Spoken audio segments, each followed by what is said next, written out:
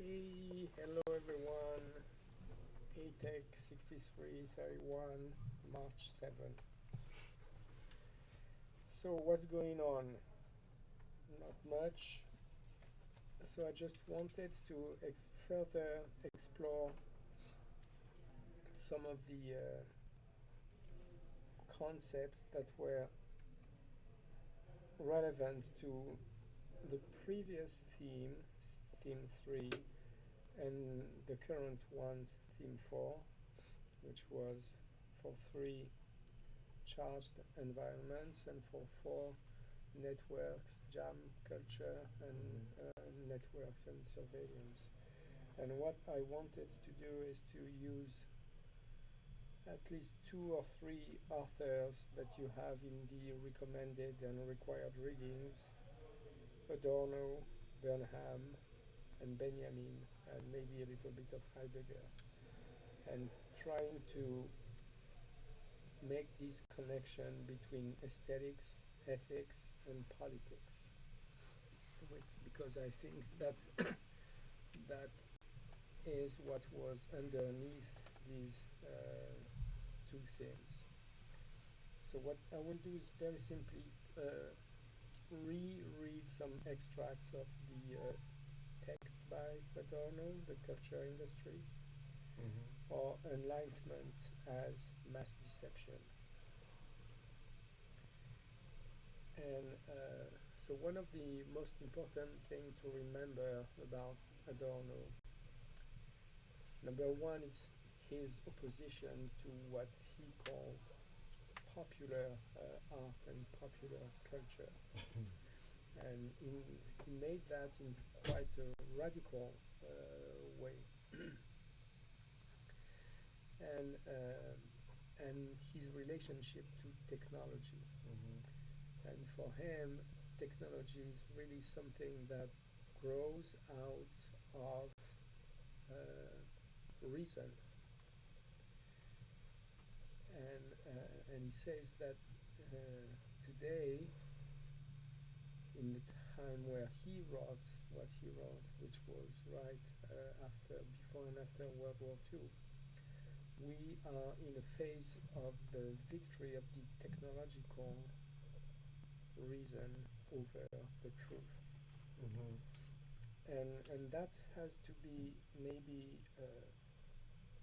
thought also in conjunction with the way Benjamin defines technology. He says that technology is what organizes and shapes our relationship to nature. And also that it's probably within nature that truth resides. So basically they're talking about the same thing, which is taking over human relationship to nature and truth by means of technology. In Adorno, so Adorno is a Marxist theorist, and he analyzes he called cultural industries, or the culture industry, as he says, in political terms. So one of the things that he says that I think is very important is that the idea of fully exploiting available technological resources and the facilities for aesthetic mass consumption is part of the economic system which refuses to exploit resources to abolish hunger. And I think that that's something very important, that the development of culture industry is not something that naturally happens, it's something that is deliberate. And it's something that is done in conjunction with that other decision of not abolishing hunger. And something that has to be thought all together while maintaining people in a state of poverty and at the same time developing that massive culture industry. obviously, Adorno's answer is that there's profit in this, Mm-hmm. and there's much more profit in this than in anything else. And the shift from material welfare Mm-hmm. to pseudo intellectual welfare Mm-hmm. is only driven by economy, and it's not driven by some kind of what people say evolutionary trend, as in a Mm-hmm. Maslow pyramid of the needs, where the Mm-hmm. material needs are fulfilled, and then we can progressively access more and more intellectual needs. It's not true. Okay, the material needs are not fulfilled, but then we are developing that hunger and Mm-hmm. desire for intellectual or cultural needs. And all of that, Adorno says, is a political project, and it's a political project of intellectual control over the masses. And that also, for Adorno, is very important because there's already a bodily control over the masses. Mm-hmm.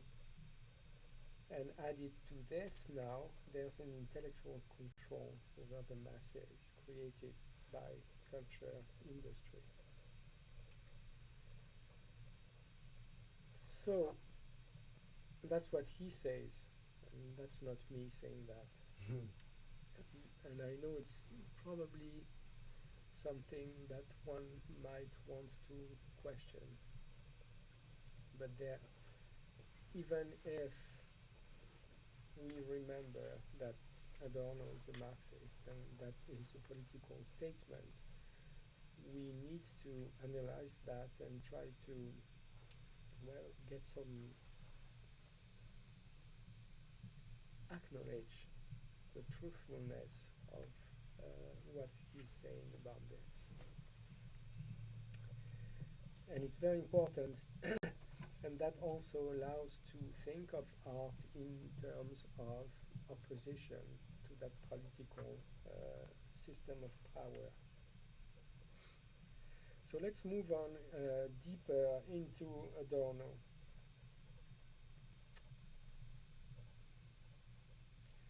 Says also the mechanical reproduction of beauty, which reactionary cultural fanaticism wholeheartedly serves in its methodical idolization of individuality, leaves no room for that unconscious idolatry which was once essential to beauty, which is somehow complex but not. So the idea of, and basically what he's saying here, it's also the idea of an aesthetics Mm-hmm. or a system by which we can actually assess the quality of a work of art, which is beauty, and use that assessment to mass produce works of art that would follow this system of criteria is in fact destroying beauty. Mm-hmm. And so here there's a danger to this idea, the idea that aesthetics as a system of assessment would annihilate beauty, is the same thing as saying that there's no art. Because if there's no aesthetics, there's no ways of assessing anything. So what Adorno puts here, it's something that really forces us to create a divide between art and culture And culture. industry, and art and culture. So basically, art can be subjected to aesthetic analysis, and culture cannot. And that's basically what he says here. Okay, because he says that what has to be preserved is that unconscious idolatry, which is essential to beauty. And that also opens to something that is equally subject to question, which is the idea that there's an unconscious reaction to art and a mysterious aura to the work of art that allows for the emergence of the experience of beauty. So, and that's very interesting because as a Marxist, Adorno is very rational. And then he constantly puts back into his writings that almost esoteric dimension related to the work of art.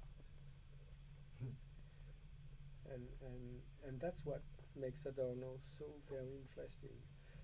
It's in this kind of contradiction between the aim of his thinking, which is developing systematic critique of contemporary society, which is very Marxist and rational, and the idea of preserving the beauty of art, which could be something considered as relating to some magic and esoteric dimension.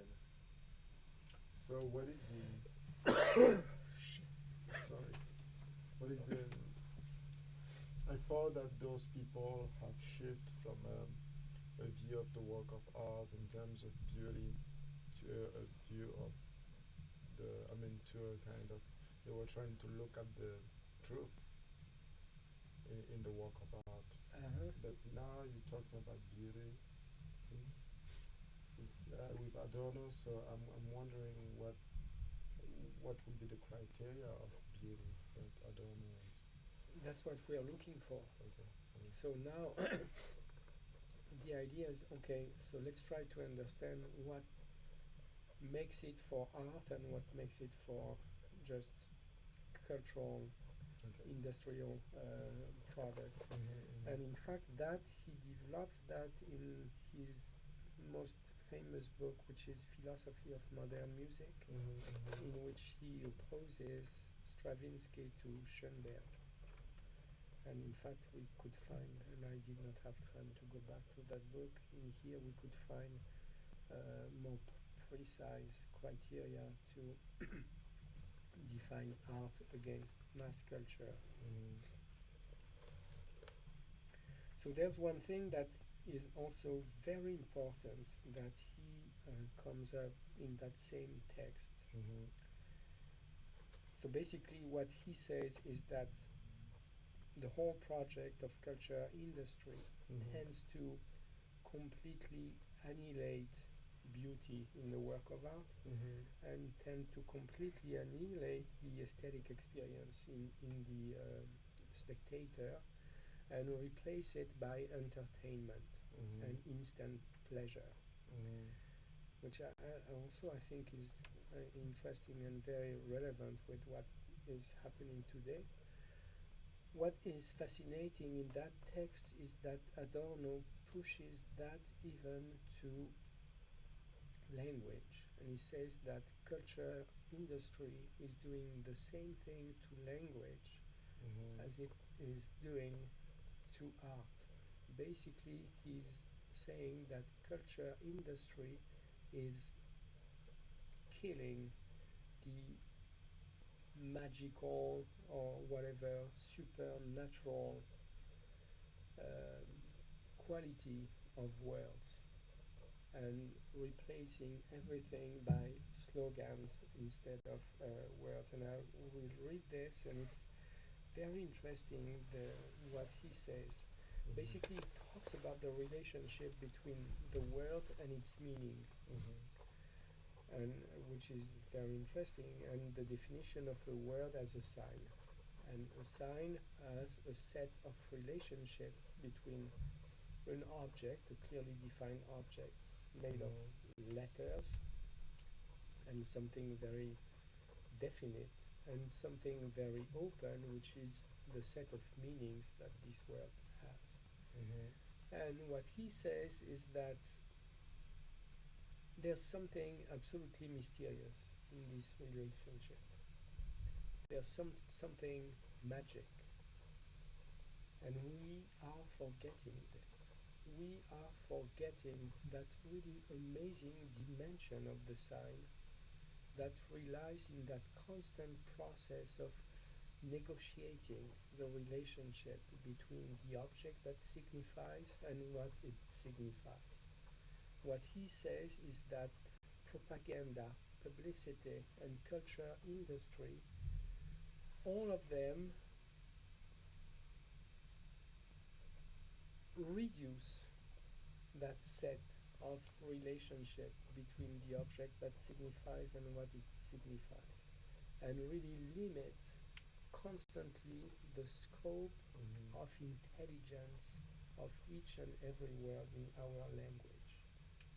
And I think it's true, and I think that clearly when we are looking around us, we are surfing the web, and all we find is only words that are used only in a very limited relationship to meaning. Basically what he says here, that the end of poetry.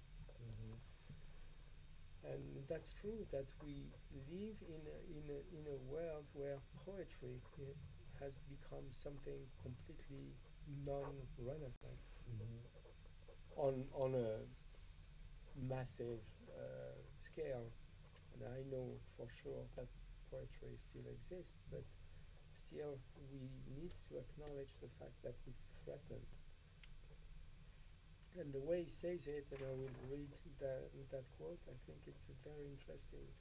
So he said, advertising and the culture industry merge technically as well as economically. So that's true. In both cases, the same thing can be seen in innumerable places, and the mechanical repetition of the same culture product has come to be the same as that of the propaganda slogan. In both cases, the insistent demand for effectiveness makes technology into psychotechnology, into a procedure for manipulating men. And here that's very interesting, and I insist on that,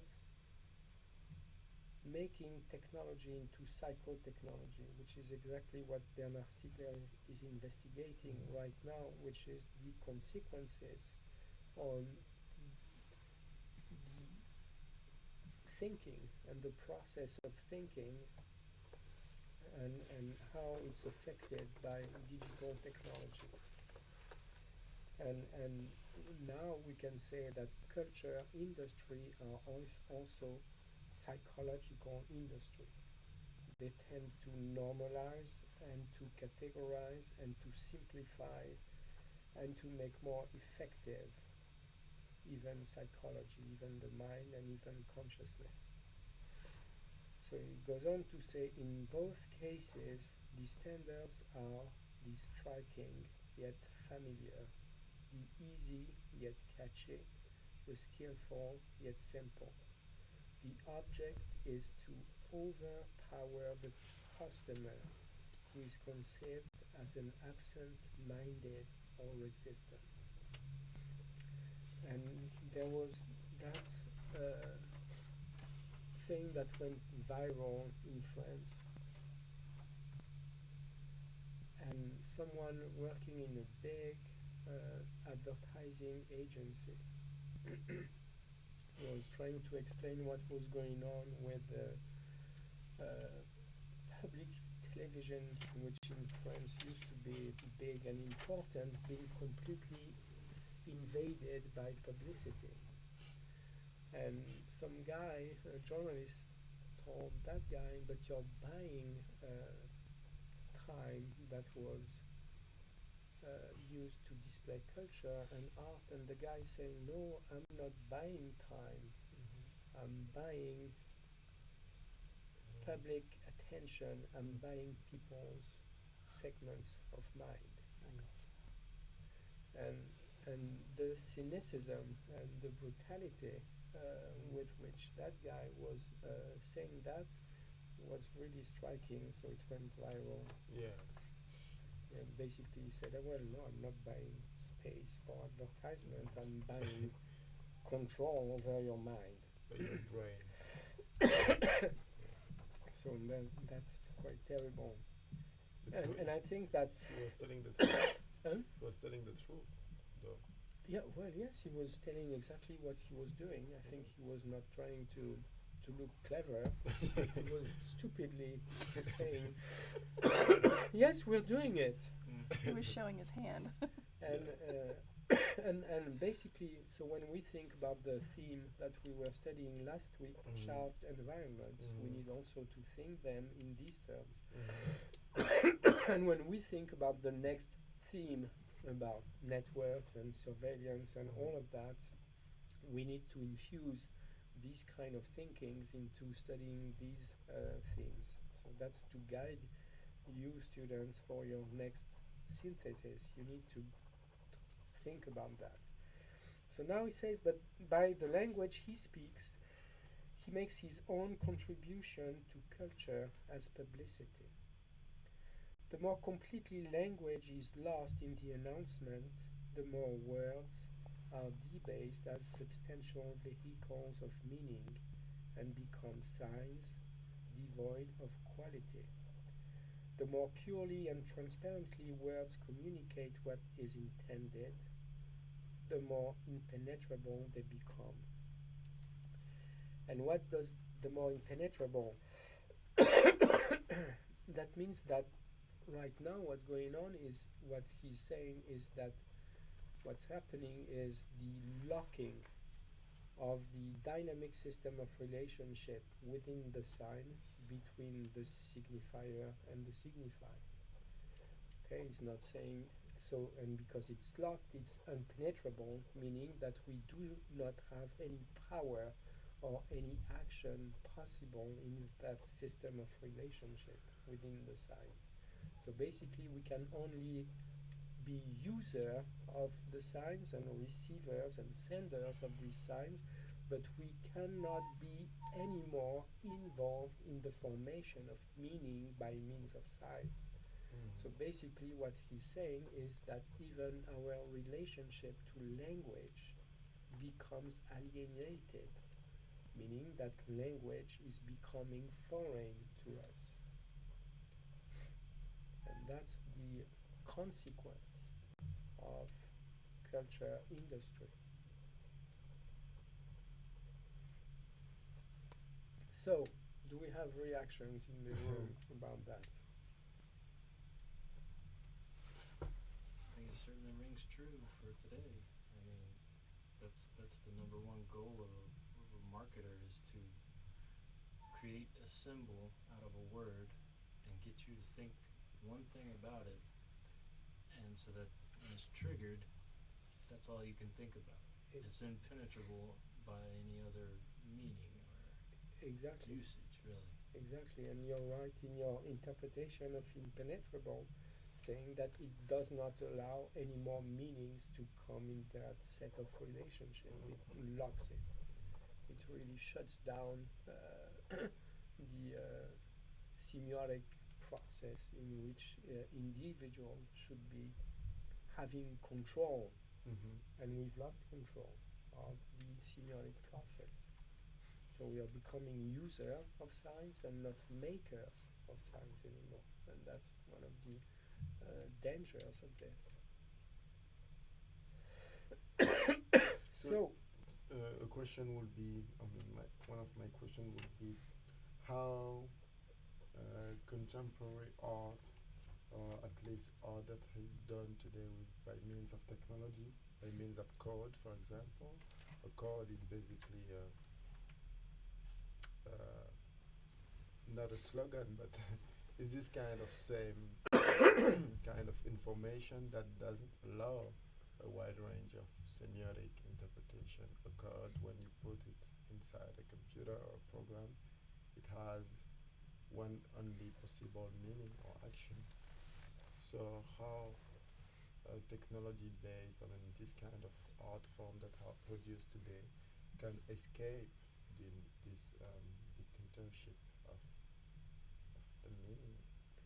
That's a good question, and it leads into the next text I wanted to go ahead and study, which is Jack Burnham, Systems Aesthetics. And so, but you're right. So, if we were to temporarily conclude on Adorno and about the question of art, so what art does or what art should be doing, it's exactly the opposite of what culture industry is doing.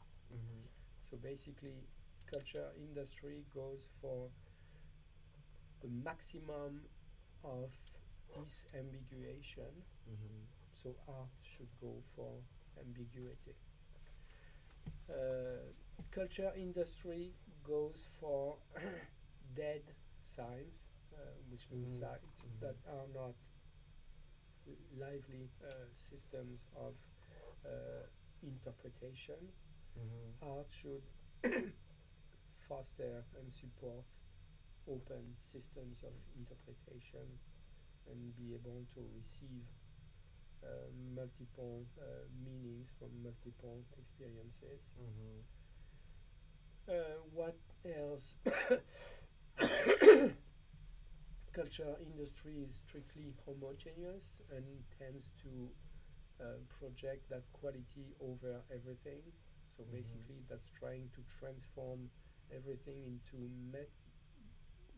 quantities.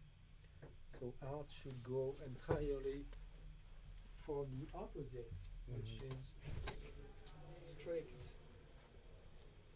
heterogeneity. So and that gives us the I guess some ideas of what we should be looking for in art on the basis of this interpretation of Adorno. So just to Horkheimer and Adorno. So I was reading extracts from the culture industry. That's an excellent article.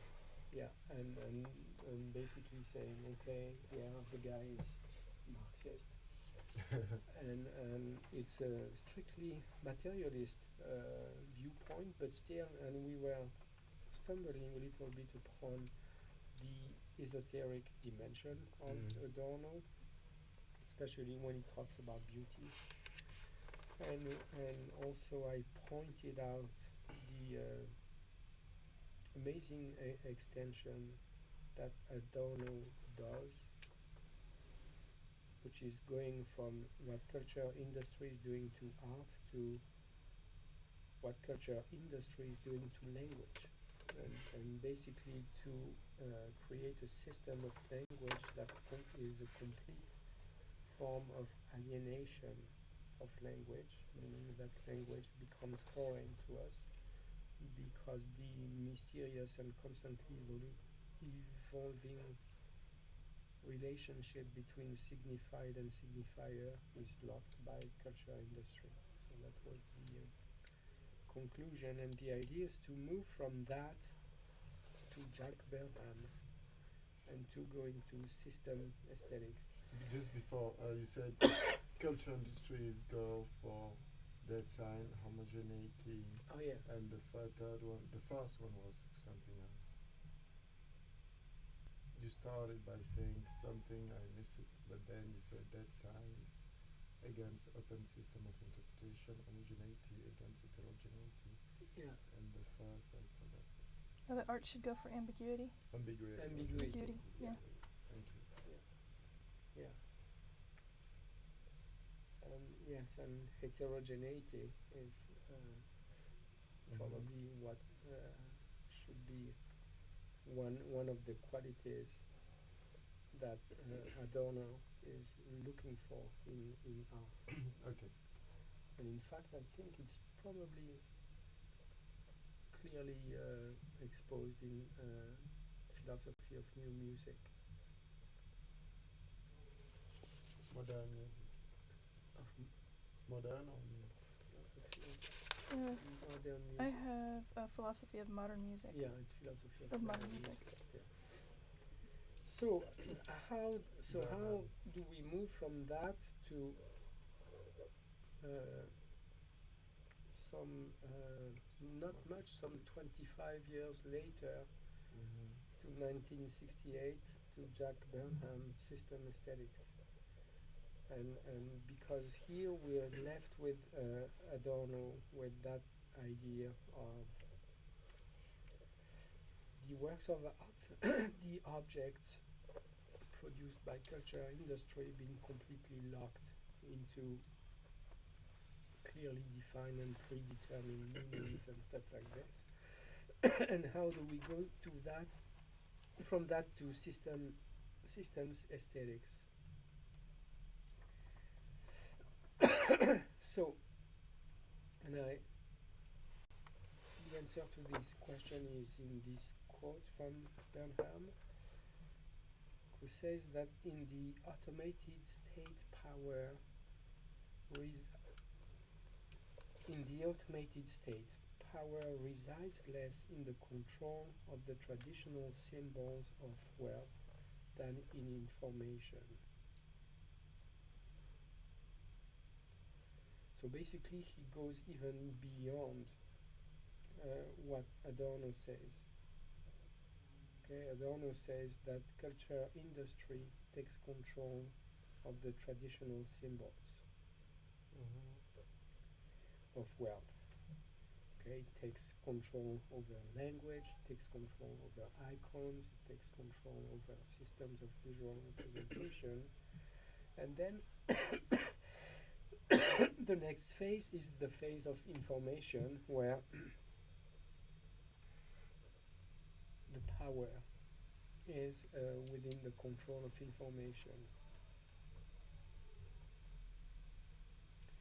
And he says that products in art of our life become irrelevant, and a different set of needs arise that revolve around concerns such as maintaining biological livability of the earth, producing more accurate models of social interaction, understanding the growing symbiosis in man-machine relationships, establishing priorities for the usage and conservation of natural resources, or defining alternate patterns of education, productivity, and leisure. And then says that in the past, our technologically conceived artifacts structured living patterns. We are now in transition from an object-oriented to a systems-oriented culture. Change now emanates not from things, but from the way things are done. Yeah. And I think that's important, and that allows us to move from something that we could look in Adorno as quite a traditional conception of art, which is looking at what we have as object and evaluating them, to now looking at art in its political and social relationship with society. And I think that's something interesting that emerges at this moment, at in the 1960s, and especially towards the end of the 1960s, which is a coming back of the political relevance of art, which is something that had been strong until the 1920s, and then that had been completely avoided because of what we experience with propaganda, which means art used only for political communication, and then art moved away from that. And then it's coming back in the 60s with these ideas of how does art manifest relationships within politically organized societies in an interesting way, I think. And what happens, in fact, in the 60s? That's, to me, is the question. There's many things happening in the 60s. Vietnam War.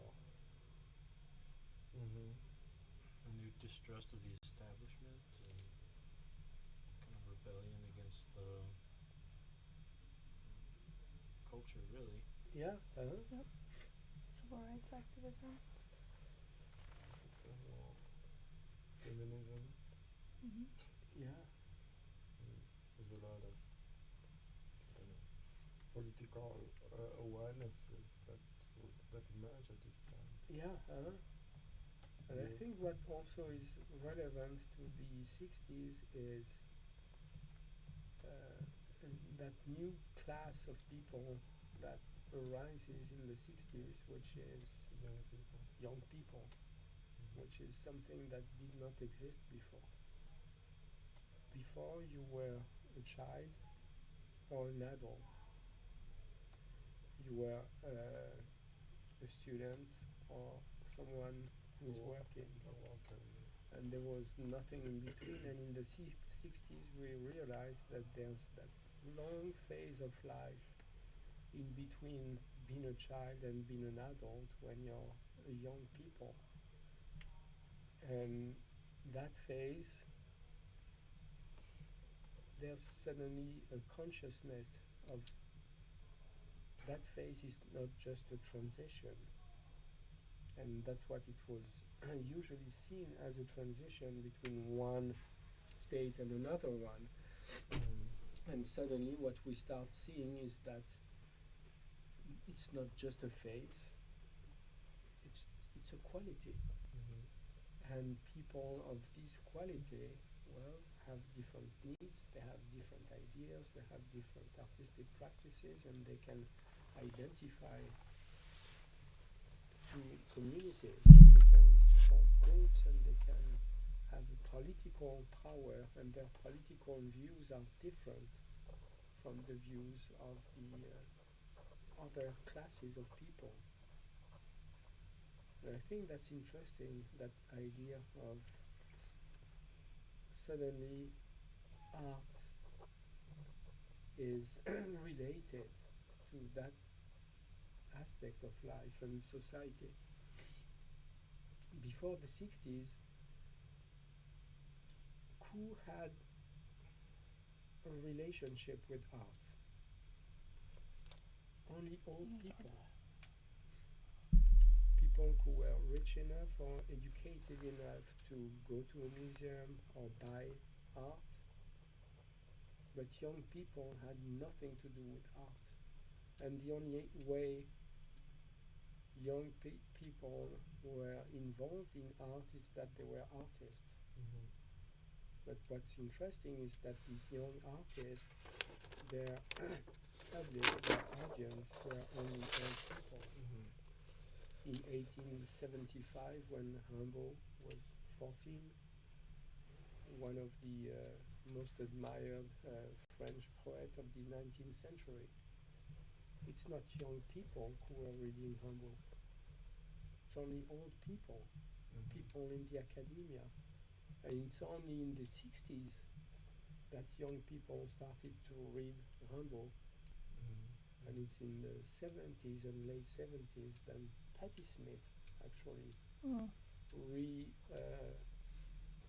reinvented Rimbaud and that idea of the aesthetics of that age group, teenagers, and an extended view of teenagers. And I think that's happening in the 60s. And why is it happening in the 60s? Because it's a there's an immense pressure over that age group, going to war or going to work, and none of them is interesting and attractive. So Your there's hair. huh? Hair. Yeah. Yeah. So there's to me there's a strong sense, and suddenly that age group turns to art and start really not only becoming artists, but being also consumers and viewers and spectators of art in a completely different way. So I think there's something that really inspires Jack Burnham in here. It's something about young people and the idea of that whole idea of dynamic, that whole idea of movement, and the fact that yes, young people want movement, they want action, they want something that is not crystallized in the form of a fixed object, and they want art that is not the result of a completely set organization of visual patterns on a surface. They want art to reflect what's going on in life and in societies, which is mobility and movement. And that's why suddenly the work of art as an object is not enough, because an object is always static and does not have that power of dynamic. And the idea is to relate to a system, and I think that's also that strong political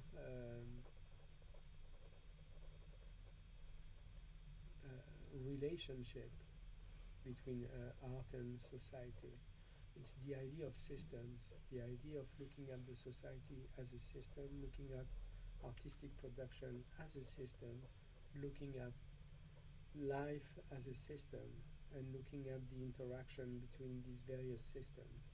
And if we want art to be relevant, art has to be approached from that aesthetics of system.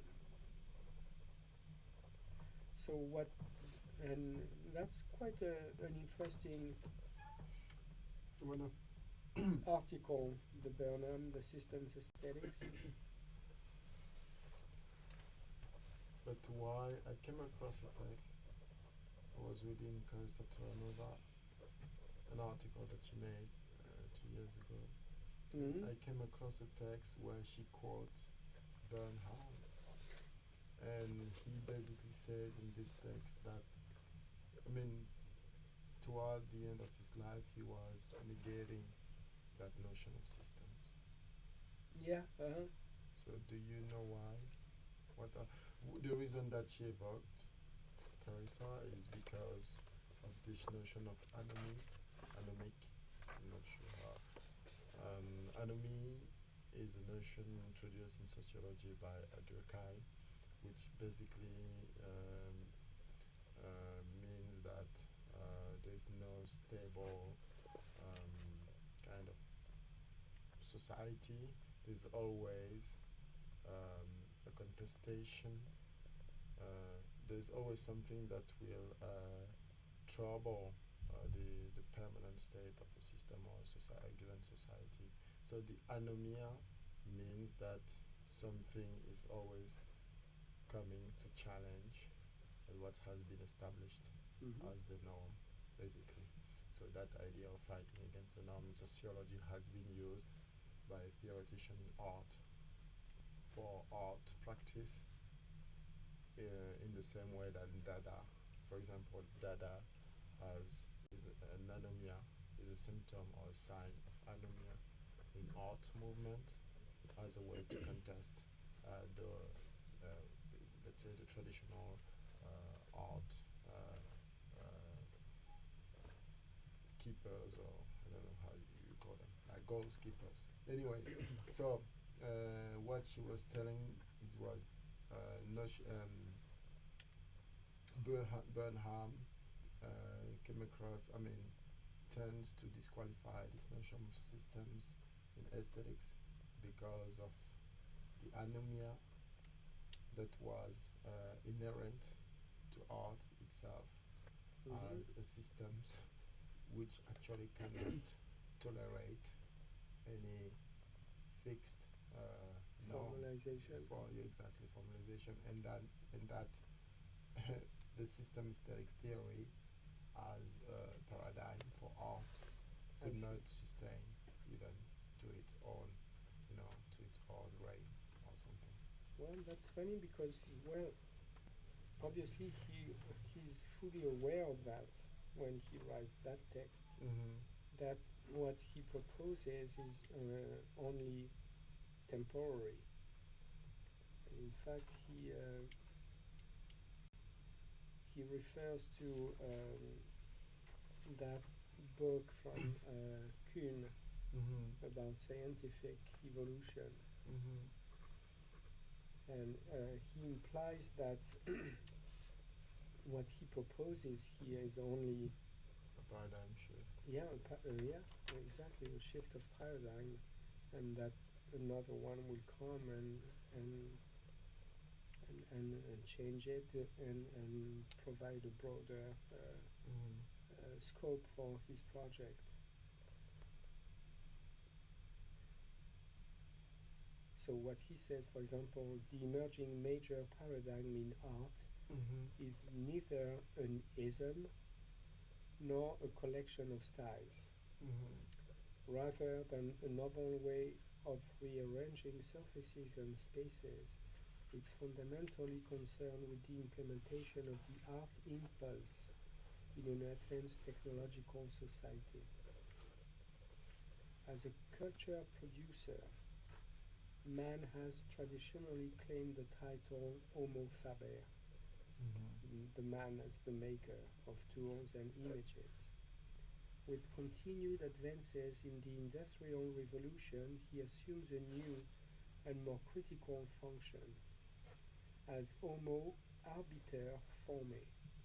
His prime role becomes that of the man as the maker of aesthetic decisions. These decisions, whether they are made concertedly or not, control the quality of all future life on Earth. Moreover, these are value judgments dictating the direction of technological endeavor. Mm-hmm. Quite plainly, such a vision extends beyond political realities of the present. This cannot remain the case for long. So basically, yeah, that to me addresses exactly what you were saying. So basically, we are not involved, Mm-hmm. or we are together with the involvement in making things. We are involved in the idea of making aesthetic decisions upon these things that are made and how they are made. And I think that's really, yeah, But how the notion of system doesn't allow the openness that you was talking about? how it doesn't. How it does, sorry. How it, how it doesn't. Yeah, exactly. Yeah, how it's not contradictory with the idea of openness. Well, because he designs or invents or conceptualize art as system aesthetics to really open it and make room for motion, Mm-hmm. transformation, evolution, and processes. And so saying that no aesthetics is not related only to set, defined, closed object, but aesthetics should be addressing the way things are made and the way they are happening, to me really makes it completely relevant, and I do not see how it would not be relevant anymore. No. Even the idea of disruption and stuff like that can be viewed from the perspective of systems aesthetic, trying to understand the process instead of just looking at the object, and having works of art that really render that dimension of the process accessible, I think is interesting. No, but I'm asking question. If you have any question, just ask them. But the idea is, how does it? We were talking about Adorno and his opposition to mass culture earlier, right? Yeah.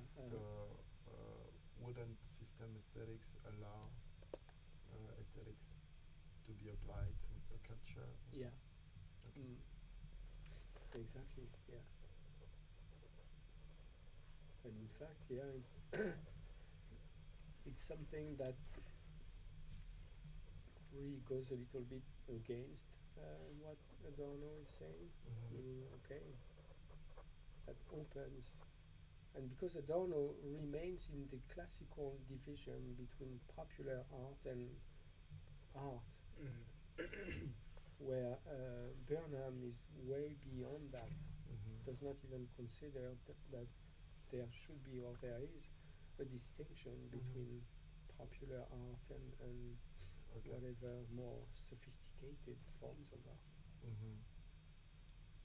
And what he's proposing here is something, a paradigm that is broader than the one of Adorno by not excluding anything.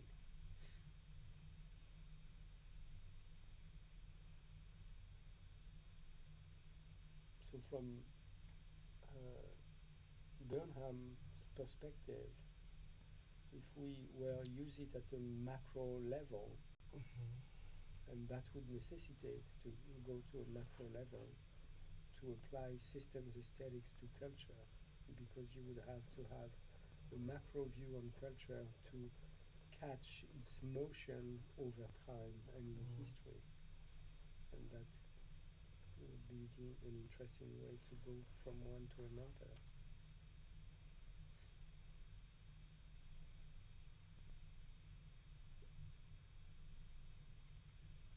The thing I noticed thinking back on Adorno's article is, and relating it to this one, is this reflexive movement that happens between what in Marxist terms you'd call hegemony and counterculture.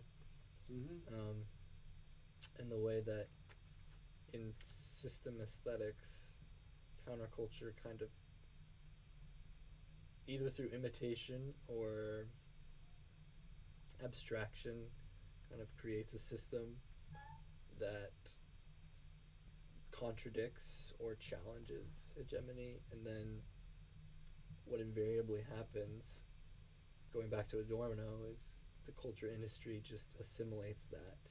Yeah, And especially if you think of things like punk, and how punk becomes mass marketed to the point where now it's just this huge commercial thing, and invariably that movement keeps happening between those two strains. It's like this anti-system and this pro-systemic cultural, I don't know, it's like this incestuous relationship which never ends. Yeah, I think, that's probably inherent to the systems of production, both in mass culture and in counter culture, that are the same, and that that dialectic relationship between culture and counter culture really is clearly constantly moving, and it would be too pessimistic to say that counterculture ends up being useless, because it's not, because even if punk has been completely recycled through pop music, punk has contributed to changes in pop music and in this kind of culture, and punk has also served as we must say, as a political movement that happened in the end of the 70s.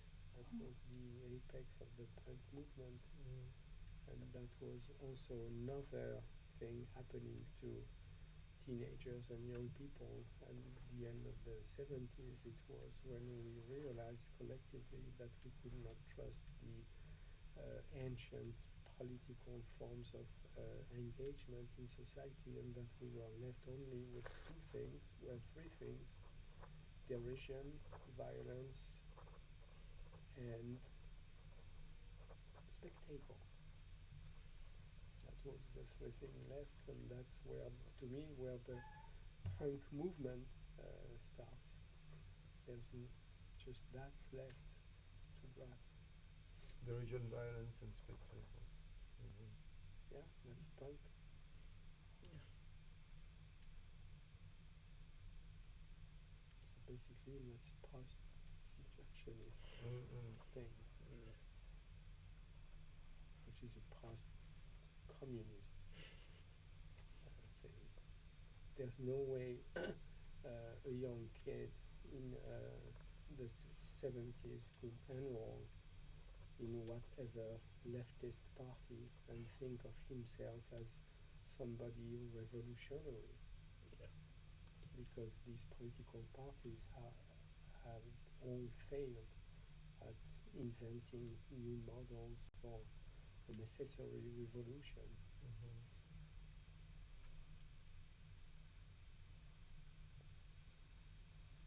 So what was left there was punk.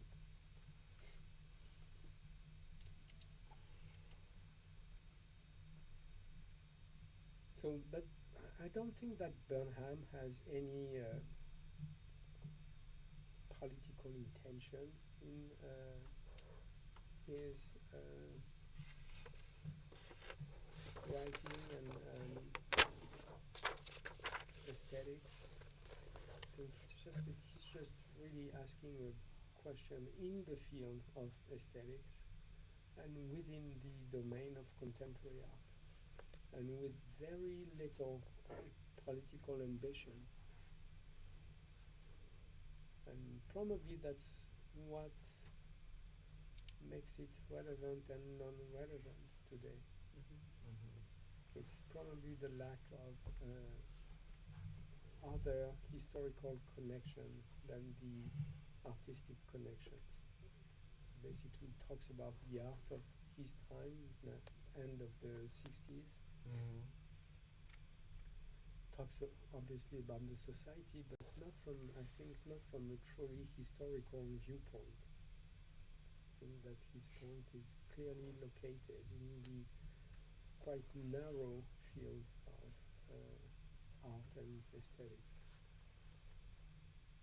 Even if he says that today we need to understand that ecology of systems and stuff like this, I think he fails at this. And he's only relevant at describing kinetic art, and possibly the beginning of computer art, which is the whole idea of art as a process, and not the idea of art as collection of objects.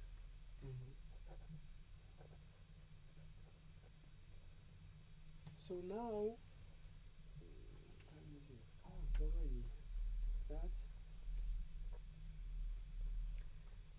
And the only thing I just wanted to add to this, because it was also the question of technology and art that interested me today, is what Benjamin says about technology in the cited text, The Work of Art in the Age of Its Mechanical Reproduction, which everyone has read or pretended to have read 100 times. It's a short one, and everyone should read it, because there are very interesting things, and in particular about film. I think it's very interesting about film, and that's something I want to mention about film. People in ATEC 6300 who've been working on the idea of the virtual camera, they absolutely need to read that text of Benjamin on film, and how, in fact, what's going on is that with film, camera really becomes not a mediation but an actor in the formation of the artistic meaning, and they completely left that out when they did their thing. So what I would just like to say about the Benjamin is what he says that's very interesting is saying that technology is what shapes and regulates our relationship to nature, which I think is a very interesting way of defining technology. So it's always something that is instrumental in our relationship to nature, and how it organizes this relationship. And if we can keep that in mind constantly when we think of technology, I think we have a better view of exactly what it is, technology, much more clearly than anything. And then if you think of the relationship between arts and technology, using that definition, you realize that art and technology are performing the exact same thing, shaping and organizing our relationship to nature. Or as Adorno would say, shaping and organizing our relationship to truth, which is quite interesting that he would use such abstract terms, but to me that's the same thing. Hello. Hey, hi. So let's conclude on 6331. What's that? Um, Oh, sorry. that was my You're doing the feedback. review.